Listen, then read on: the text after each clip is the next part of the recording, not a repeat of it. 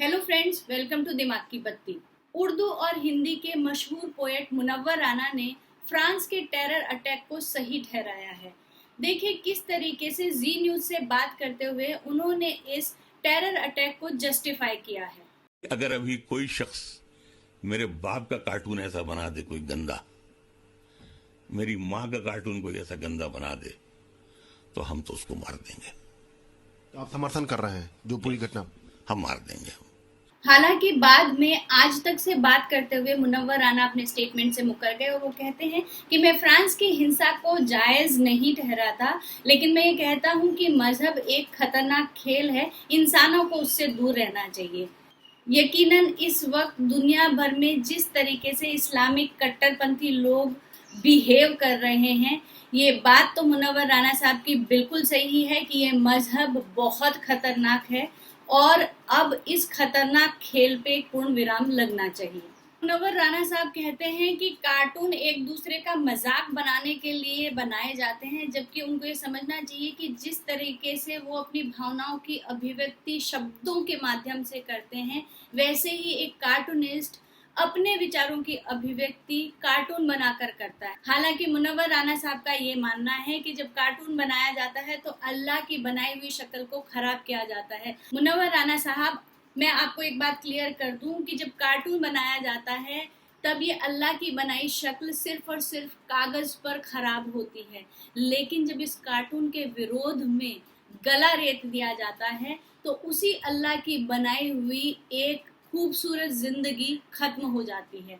अफसोस की बात यह है कि आपको वो कागज पर खराब होती हुई शक्ल मंजूर नहीं है, लेकिन उसके विरोध में एक जीती जागती जिंदगी हमेशा के लिए खत्म हो जाती है, वो मंजूर है। ये किस किस्म का जुनून है और आप इस जुनून को जस्टिफाई क्यों करना चाहते हैं?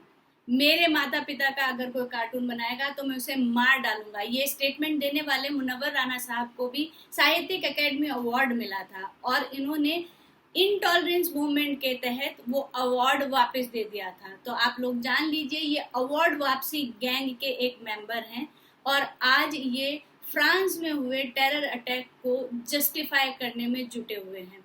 एक और खास बात आपसे मैं शेयर करना चाहूंगी कि मुनव्वर राना साहब ने सोनिया गांधी पर एक कविता लिखी थी।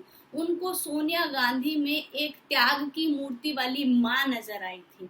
मुनव्वर राना साहब, आपको सोनिया गांधी में तो माँ नजर आई, लेकिन फ्रांस के टेरर अटैक में 3 बच्चों की एक माँ, निर्दोष माँ, जो उस चर्च में प्रेयर करने के लिए आई थी, उसको पूरा मसला भी नहीं पता था और उसको मार दिया गया।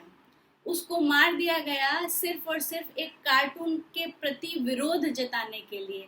वो 3 बच्चों की माँ का मरते वक्त आखिरी स्टेटमेंट था कि मेरे बच्चों को बताना कि मैं उनसे प्यार करती हूँ। और सबसे बड़ी बात, वो औरत तो फ्रांस की नागरिक भी नहीं है, वो ब्राजील की नागरिक है जो फ्रांस में रह रही थी। अब आप बताइए कि आप कहते हैं कि कार्टून बनाने पर मार देना जस्टिफाइड है, न्याय संगत है।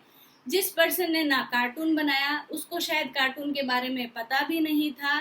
जो फ्रांस की गवर्नमेंट बिल्डिंग्स पे दिखाया गया, वो शायद प्रॉफिट मोहम्मद को भी नहीं जानती होगी, लेकिन उसको विरोध प्रदर्शन के लिए मार दिया गया और आप जैसे लोग आज भारत में बैठकर उसको जस्टिफाई कर रहे हैं। क्या उस माँ का ओहदा सिर्फ इसलिए कम हो गया क्योंकि उसके नाम के साथ गांधी नहीं जुड़ा था?